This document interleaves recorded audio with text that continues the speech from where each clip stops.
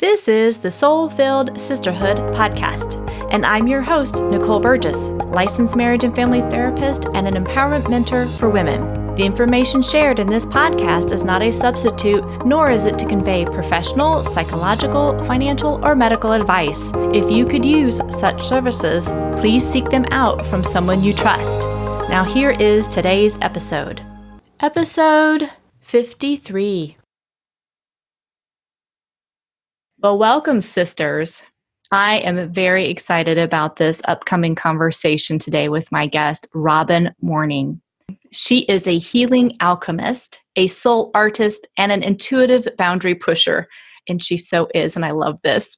While Robyn received her Master's of Science in Marriage and Family and Child Counseling and became a trauma recovery specialist at her private mental health practice, she has since broken the mold that kept her in the status quo. As a spiritual healer, Robyn joins her clients as a co-healer in their trauma healing journey by offering ritual healing practices that harmonize ancient spiritual wisdom with modern approaches. Robyn also provides healership cultivation coaching and consulting for therapists, healers, and activists. She facilitates healing-oriented workshops, retreats, and experiential gatherings. Robyn also facilitates community wellness trainings on various topics related to trauma wellness, resilience, and prevention. As a trauma survivor herself, Robyn is a fierce advocate for access, inclusivity, and justice for marginalized individuals and communities in the mental health and wellness industries. Robyn, thank you so much for being on today. Thank you, Nicole. I'm really happy to be here. I love listening to your show, so I'm really honored that I'm being interviewed today. Well, I have been meaning to have you on for a long time. And ladies, for all of you who are listening, I've known Robyn through kind of a virtual space for probably, a year, 2 years, if not more. A couple years now. Mm-hmm. Yeah. And I have just watched her evolve and do some pivoting. And I so wanted her to be on today. Because Robyn, I want you to share just a little bit more kind of like where you are right now and how you kind of actually got to this space that you're in right now, because I absolutely love what you are doing and what you're putting out in the world. So share a little bit more about kind of how you got to this space you are right now. Yeah, I mean, that's such a big question. It's like life's story. How much time we have here? No, but honestly, it came through my own healing journey. And I think most people who are in a helping role or a healing role have their own story that motivates and empowers them. I had done trauma therapy through like EMDR therapy and other things like that in my private practice for a while. And I had always felt a little bit stifled in that, not because that's a bad thing or it's not enough, but because it felt like it wasn't the exact fit for how I was to express my healership.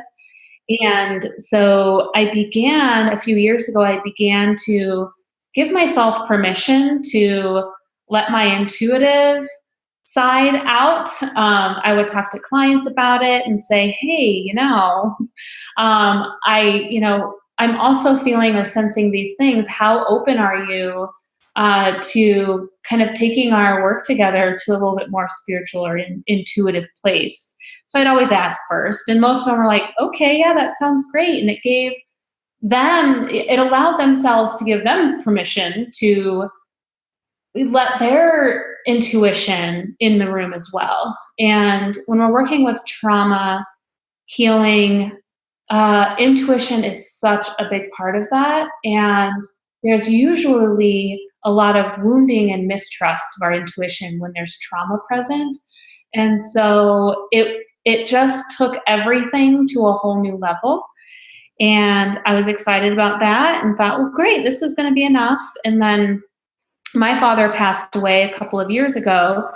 And that really set in motion a chain of events for me in breaking free in my own expression, my own journey of, reclaiming myself and reclaiming my purpose. And a lot of that meant, reclaiming and putting I call it being soul led. So putting my soul first and allowing myself to be led that way versus to be led, with the status quo, or like, this is how society, this is how people live, and this is how people work, and all of that. So that process, really took a lot and has been amazing. And I allowed myself to completely shift my professional work from providing traditional psychotherapy to a little bit more of a creative, soulful, spiritual, intuitive place, combined with a lot of activism work, and really allowing myself to just not be in a mold, which sounds fun, right? Like when you're like, yeah, break the mold, be a rebel, sounds all cool, and like everyone's ready to be on board. But then once I was in it, it's like, oh my God, this is so incredibly uncomfortable. Like I don't have a mold. What am I doing? Who am I? And all of that. But it's been amazing because I've allowed myself to create my own mold, which makes much more sense than fitting into some other random mold or a societal expectation. So that's kind of the short story of how I got to this place. And I love this, Robyn. I mean, again, I tell the listeners often, I'm like, when I do these interviews, I'm typically shaking my head and nobody can see it because it's not, visual. But I love, though, this insight, this aha moment for you that, it was a deep journey for you after your dad's death. And it's already was kind of spurred prior to that, watching you unfold and going deeper into who you are. But the ultimate thing of that breaking the mold, you're the leader of your own life. And I share that with my coaching clients and my clinical clients too, that it's like, you're the one responsible for you fully. And it's, where do you want to go? And it's very easy. And I know I'm guilty of it, is where I can really jump into somebody else's like, oh, I need to be more like this. And yet if we kind of rub up against that, it doesn't fit for us. Then it's like, break free, be that leader. And as a leader, you are not going to be always the popular, agreed with, hey, go for it person. Right. And yet you still did it and you are still doing it. And the topics you talk about, trauma, one, that's usually it's energetically charged with a lot of different opinions, ideas, and how to do it or what it is. And then being activist as well, regarding the generational things and the healing that goes with it, and being an advocate for those who are marginalized. You're not going to be the one that gets, hey, good for you all the time. I mean, think of all the different leaders that have been before us, right? Yeah. And it's like, but you're not going for the popularity. You're going to help raise voices for people to be seen and to be who they are. Yeah, mainly because popularity reinforces a lot of harmful narratives and dynamics that I just don't stand for. So I'd rather uphold liberation than, fall into the need to be popular, because popularity is pretty oppressive for the person who's on the pedestal. It can be, and for the people who are, quote unquote down below, or following the popular person, So I just don't. But no thanks. Well, I love also just how you just reframe that, right? It's not something that I have heard before, but it's like, it's like being popular can actually continue the narratives that go with it. And it's absolutely true. So I love that. You were helping break free of those and having others that you work with really break free of those molds that they've been in as well. And it's like, you no longer need to, or have to, or want to, or whatever. It's like, you do you to the best of your ability. Right. Yeah. And it's a constant unfolding. Yes, of who we are. And I love it. Well, I know one way that you work with some of your clients is you have begun to do these oracle cards. So share a little bit more about what exactly those cards are, how you use them, all of that. Yes. A couple of years ago, I really started sharing my art online, and sharing a lot of my process with that. And a colleague of mine said, "You're like a soul artist."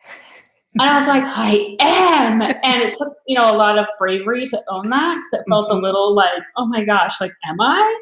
But it was. And so I leaned into that and learned, I just began to be curious and explore, and figure out, what does that mean? How does my art want to come through my spirituality and through my healership, like how I show up professionally, because I knew it was kind of whispering to me.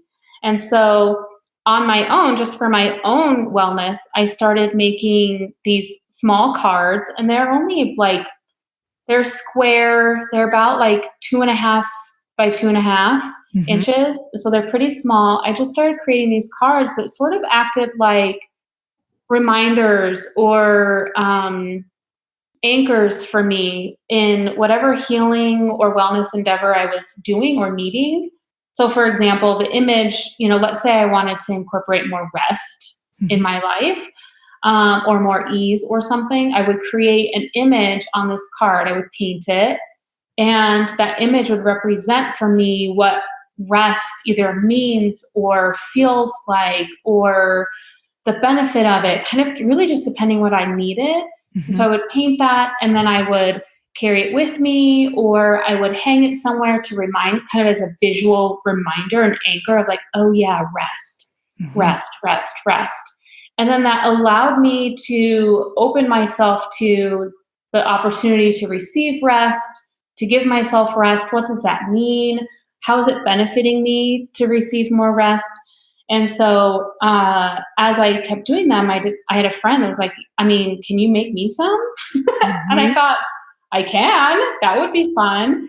And in our conversation, I realized this is the way that I can bring this forward. And so I started creating the Soul Care Oracle deck, and these soul care cards are amazing. I love making them for people.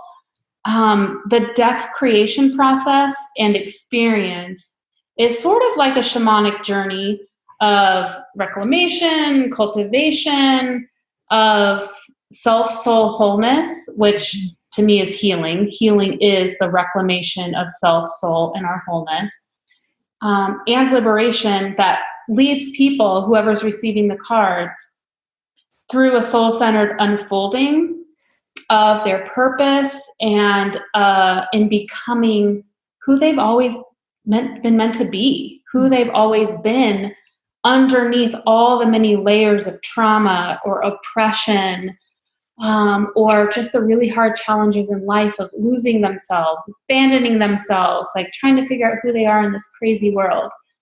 So the card deck is really super powerful because it can include a very deep spiritual process, or it can be a little bit more practical, or if people are wanting a little bit more like the clinical side of things, since I do have training and experience as a mental health therapist, I can weave some of that in too. Mhm. But honestly, the soul care deck is very much a spiritual process, and it's beautiful and it's intuitive, and yeah, it's really fun. It's a great way to show people how they can begin to reconnect with their own intuition, because we make these cards together. While yes, I'm painting them and I create the guidebook that goes along with it, we're in communication. They're sharing with me what they want each card to represent, Mm. and maybe some of the larger themes or struggles that are relevant to each card. And and so we are connected through the entire process, and so our ancestors and all of our guides, whatever higher power that my client, or I call them co-healers. I don't like the word Mhm. client, but I know everyone knows what client means. So Mhm. whatever higher power my client is in relationship with, we're all kind of communing to make these decks. And so it's really fun, and it's a great honor to make them for people. Well, it also just as you were saying this, I'm like, how incredible, powerful is that? One, you get your own unique deck. Two, you're doing this in co-creation. Three, I know for many women that I work with, and I personally am a very visual learner. And so, as you talked about, like if you needed that reminder of rest, rest, rest, to have that card in a visible place, or sometimes, we can take pictures of it and we have that as our screensaver on our phones. If that's the thing or the things that we need that reminder of, or like, okay, today this is where I'm setting my intention, what a beautiful way to have that is just specifically for you, about you, that you can take that with you and have that. Absolutely. And that's originally how I positioned, the purpose or benefit of the cards was that they're a positive anchor. Yeah. And that's a positive psychology tool or method. And using positive anchors can really help us stay on track or committed to something that we've needed or wanted. And the more over the last year that I've been making them for folks, I've noticed that they become much more for almost everyone that I work with. And each card deck will absolutely be a very deep spiritual process. And so sometimes even the most practical seeming card actually leads people through a deeper connection with themselves, and their spirituality and their healing in such a way that they didn't realize before. Hmm. And I learn a lot as well through the process. There are some card deck guidebooks that I make, and I'm like, I want this. Can I have? can I do this too? Can I practice this ritual for myself? And that's what I mean when I say co-healers, right? Like when I'm working with someone to co-create their deck, or in a healing session or a training session or a retreat or something, you know, our relationship is a conduit for healing. Hmm. And even though I might be the, quote, professional in the room, everything in our dynamic can bring up, for me, areas of healing, can be a gift for me as well, a learning area for me. And so I believe, in that co creation process, there is so much healing that fuels me. And it's just really exciting. And then I get to send it off to my client and they get to enjoy it. And I just get to see and watch and hear how it really impacts them as they integrate and utilize the wisdom within the guidebook. Well, and I think you and I both know as that therapy side of it, that witnessing is very, very powerful. And as humans, we need to be witnessed wherever we are in our lives. And then on that coaching side of it, it's also moving forward and going after more of that depth, like what you're talking about, truly being soul led, that Mm-hmm. is in alignment with all of who you are, your values, your desires and your wants, versus really looking outside of yourself, or, oh, I need to do this or be this. It's like, no, Mm-hmm. this is all of me. And that's what the world needs, is more of that true authenticity and the healing of, Absolutely. yeah, the old traumas and the stereotypes. It's releasing those narratives, saying no more. It is. Yeah, and it also helps to release the narratives and sometimes in a lot of ways, the restrictive or oppressive or colonized beliefs we have around how healing is supposed to look. Hmm.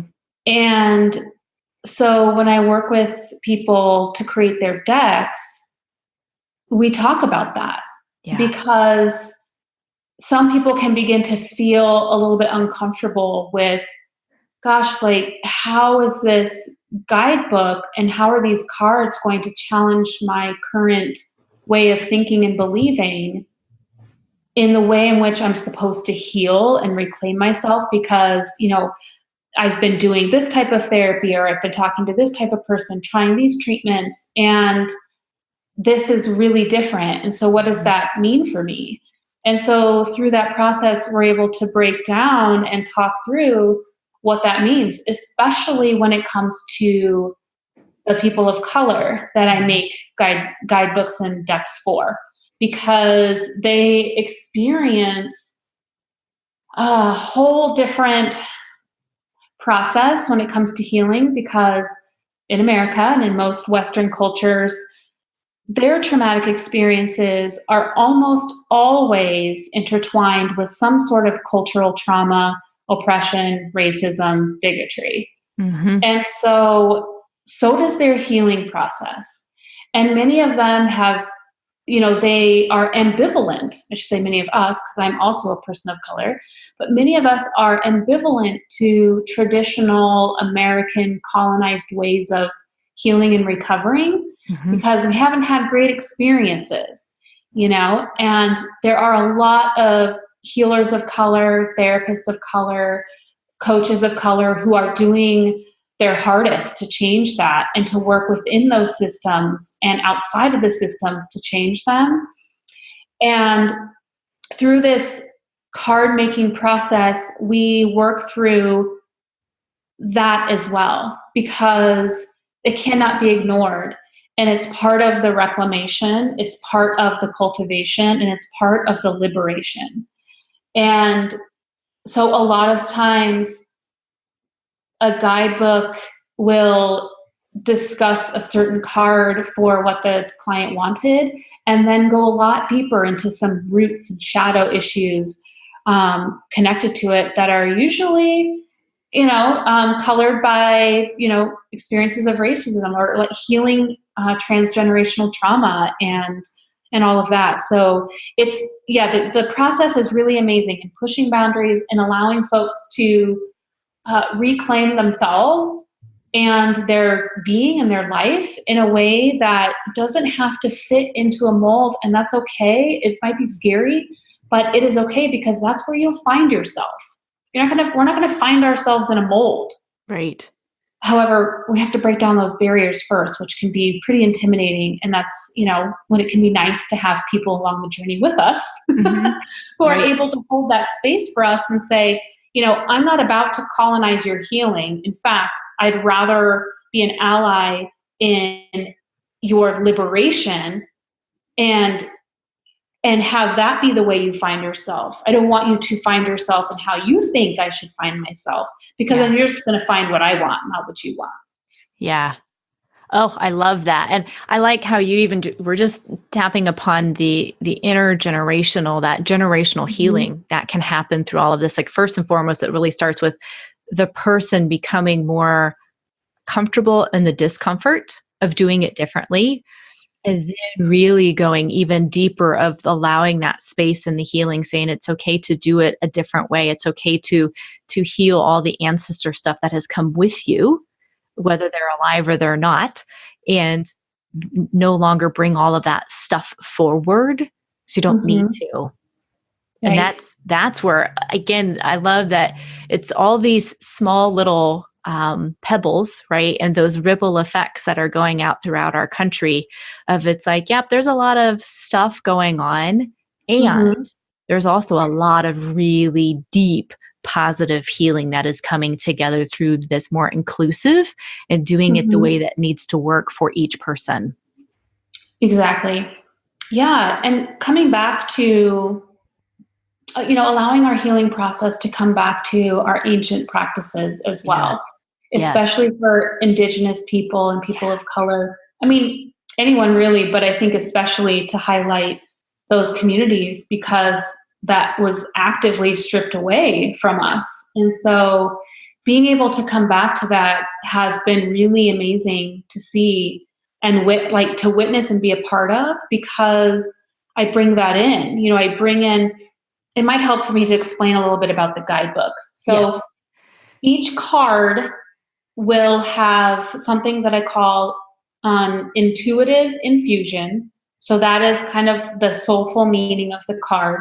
What does this card mean? what is this card guiding you to? What's it teaching you? What's it reminding you of? Stuff like that. Mm-hmm. And in that section, it can be, sometimes it's a poem that comes through. Sometimes it's a series of questions. Sometimes it's a direct message from an ancestor or a guide or something. So it really depends on, really what wants to come through or what needs to come through. And then there's a section called integration rituals. And so these are rituals that you can practice and that will help you to really integrate the gift, the medicine, and the wisdom of the card. And then lastly, there is a section for inspired actions. So these are actions you can take that are soulfully inspired to help you with the rituals, to help really work the work, right? Help you do the work. And sometimes the integration rituals really tie into the inspired actions, so sometimes it's like, wow, both of them are rituals. And so that's the layout of the guidebook. So if you order 7, 14, or 21 cards, you get all of that for each card. Mm-hmm. And usually there are cards that work together. I call those like a power set. Like if there's 2, it could be a power duo. If there's more than that, then it could be a whole series of cards within that all work together. This card and this ritual will be much more powerful and potent for you when used in conjunction with another one. Mm-hmm. And so that's kind of what it means when there's a duo or a power series. And so when I'm going through that process after I've painted all the cards and begin to outline and lay out what each one means, I begin to receive messages and understand how they work together. And so through that process, it can reveal a great deal of healing. And some of the rituals are very practical or involve other people, and some of the rituals, I'm not even told exactly what they're supposed to be, right? I'm like, I get the message, like, create a ritual or a ceremony with these objects, but create it in a way that honors where you're at in that moment. Right. And then I'm like, but that's it. I want to know more. But right. It's not for me. And so sometimes the rituals are spelled out, and then sometimes it's kind of just like you get a little peek into the type of ritual that will be really helpful in integrating the wisdom and the medicine of this card. And so some of those rituals that are revealed, you need to have someone there, right? Mm-hmm. Or it could be like, work with this type of healer, work with a therapist that specializes in this, right? Sometimes it's practical, involves other people. And sometimes it's super spiritual and you're like, what? Because I weave in a lot of ancient African, because I'm half Black. Mm-hmm. So I bring in a lot of ancient African traditions and rituals in that. But I know I'm also called to harmonize that with modern knowledge and I guess like experientials and treatment and stuff. So that's how the guidebook works. And so when someone receives a card, they might realize some of the cards are for not just this one moment in time, but can be used in the future as well, right? If we go through certain growth processes, we're going to find ourselves in a similar stage down the road. And so you can pull this card out later or remember and say, oh, yes, I'm going to do a ritual that honors where I'm at here. Mm-hmm. Kind of like when you pull tarot cards, right? Like, I don't know if you know much about tarot or if your listeners know a lot about tarot, but tarot is also about the journey and the evolution of us. And so just because you pull a certain tarot card 2 years ago doesn't mean it's going to be serving the same purpose, now when you pull it, because we've grown and we've evolved. Mm-hmm. However, we might be in a similar cycle. So the oracle, that's also why I call them an oracle, because there's a lot of ancient and spiritual wisdom brought through that's not necessarily predictive. It's not prophetic necessarily, but it is spiritual and it's not necessarily logical. Mm-hmm. And it invites us to release our attachment to what we think healing is supposed to look like, and what the outcome, when the outcome is supposed to arrive, and how it looks, right? It's not in a nice little packaged box with a bow. And I think, that is what creates so much power with this deck, is that they're so uniquely intuitive, infused with all of that for the individual person receiving them. Well, and I love, again, doing this together, that, as you're saying, it's like, it is the unfolding of life. It is the unfolding of this person's journey. And it's a one-time boom, you're done, put it away, never touch them again. That when you get those intuitive hits of like, wait a minute, isn't there more specifics? Like, what's going on here? It's like, no, because this person who is receiving this deck, they will come back to this again. And this will be a beautiful time, as you're saying, is to check back in, like, where are you right now in this journey, and what ritual do you need right now that actually honors that? And again, the anchoring of the growth and the shifting and becoming more of who you are and who you are meant to be as you go through this. So, such power in it. I love it. Yeah, it is. It's really amazing. I'm really honored. I often just feel like I'm just super grateful and honored that this is the work I get to do, and that I've said yes to, and I feel called to do. It's wonderful. Well, and I think for many of the guests that I've had on, right, nobody has been stagnant in their journey, which is a beautiful thing to hear and to witness. And you are no exception to that it was your courage to do the shifting, to pivot, and to say, I don't want to fit in this mold anymore because it just really is not me. And you followed that kind of nudging, niggling, whatever term you want to use, and you went deeper and you came out fuller so that you can really shine more so in the world, and that the people who are meant to work with you say, oh my gosh, I want this, that I don't need to do it this one way. And I really do love how you bring in some of the African spiritual traditions and rituals that, even though you kind of, what would you say, that you incorporated or blended with some of the more recent things or whatever, to me, it's like, yeah, because we may need to hear here's the kind of the more recent wording of it, but yet they're ancient. They are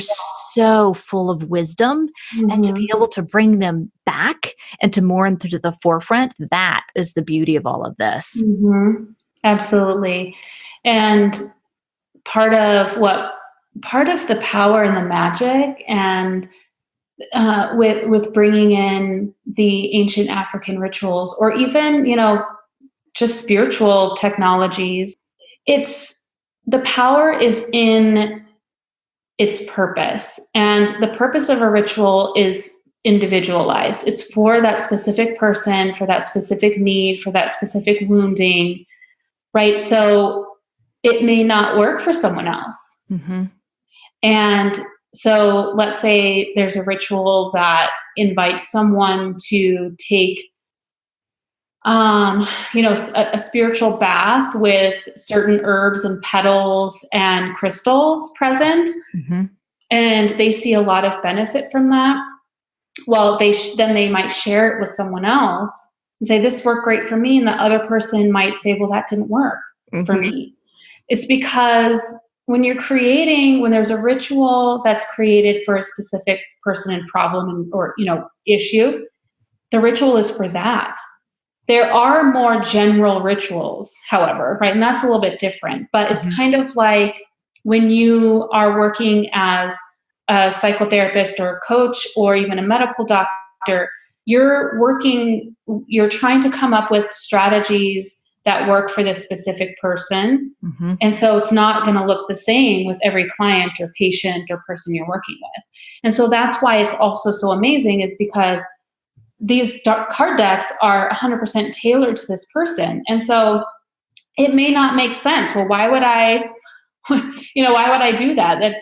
That doesn't make sense. Well, because it's what the spirit realm is saying. This is what would heal you.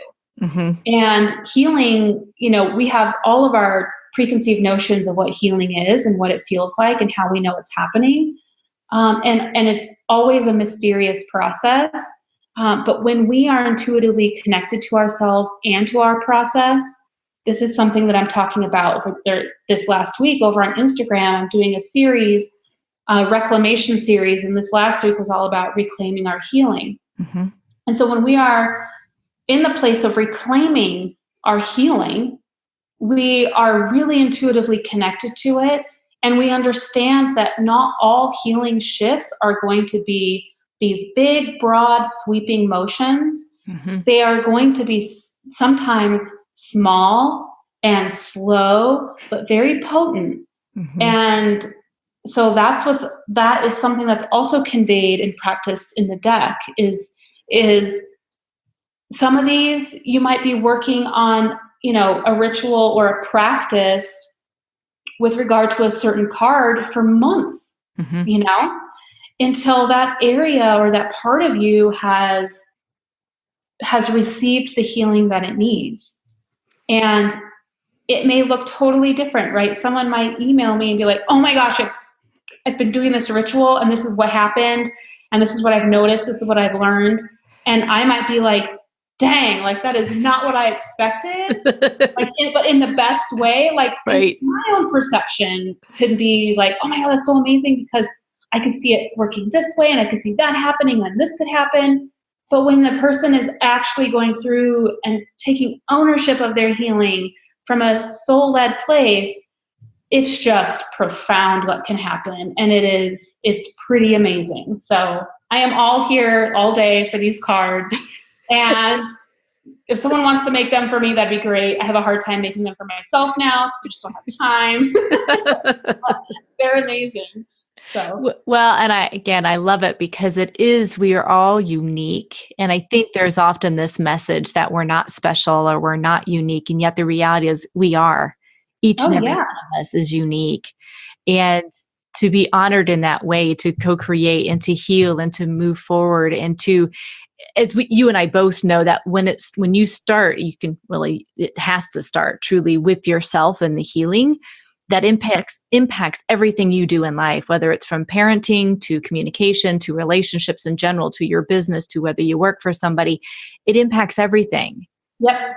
And this is such an incredible way to shift it and to open up the dialogue with yourself and then with you about how to do these things differently, and that is in alignment with your soul, so that you can really fully live out your purpose in this life, whatever that may be. Absolutely. Yeah. And most of the people that I work with are professional healers. So these card decks, they will work to really further self-healing and the cultivation of their healership, who they are as professional healers, and how they express themselves in their healing work and in creating co-healing relationships with their clients, and really just understanding how all of that is connected. Just beautiful.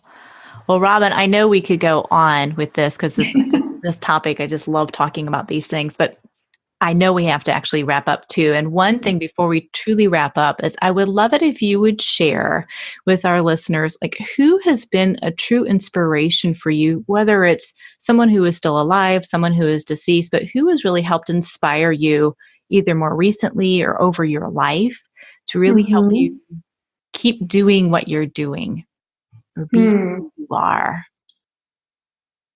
I would say, oh gosh, there's so many. I know. At least for me.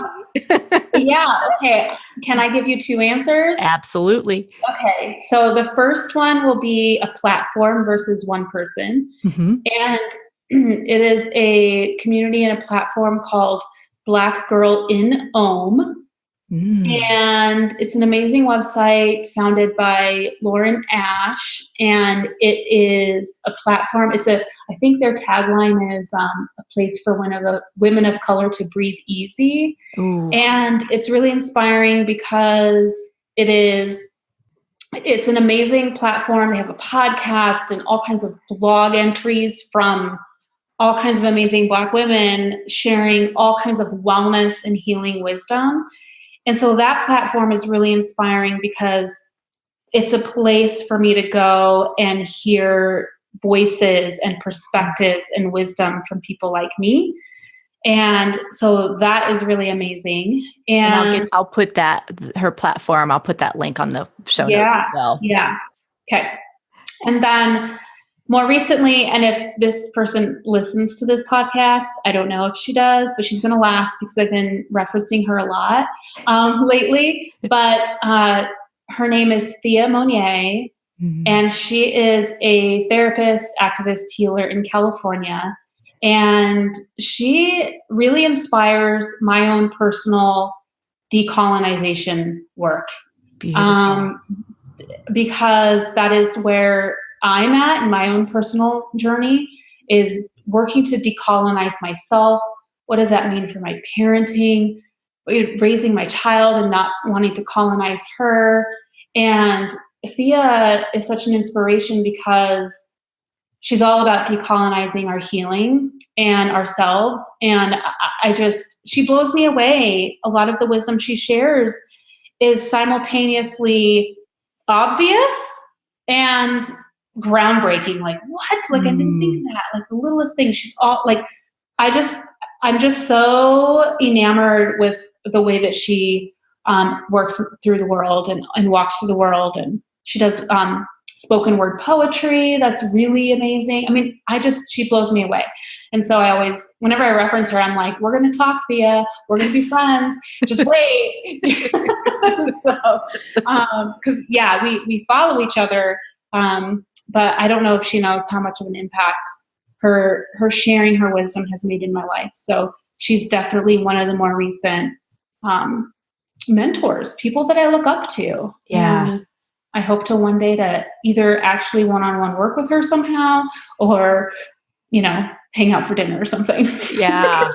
Well, and I find it fascinating, right, that a lot of times those who really do inspire us, they may or may not actually know how much they mean unless we get that, unless we tell them directly, or, if I have listeners that reach out to me or colleagues like, holy crap, that so hit home. That was beautiful. And I'm like, good. It's just amazing that, the more we share these messages like you are doing with your cards and how we're doing this on the podcast, you have no idea who you're going to inspire. And again, call forward to really find their voice to be able to share that. So, and ladies, I want to let you know too, before I say goodbye to Robyn, her website, again, I'll have this on the show notes, is wellsoulwellness.com. And she is also on Instagram, and she's got beautiful, again, little videos out there, and we call them pictures because I don't know what else to call them. Is also Wellness on Instagram. Yeah, the verbiage for this lady, me, I don't know all the terminology when it comes to Instagram, Facebook, Twitter. It's like those things where you can see the pictures. That. Yeah. Whatever they're called. Yeah.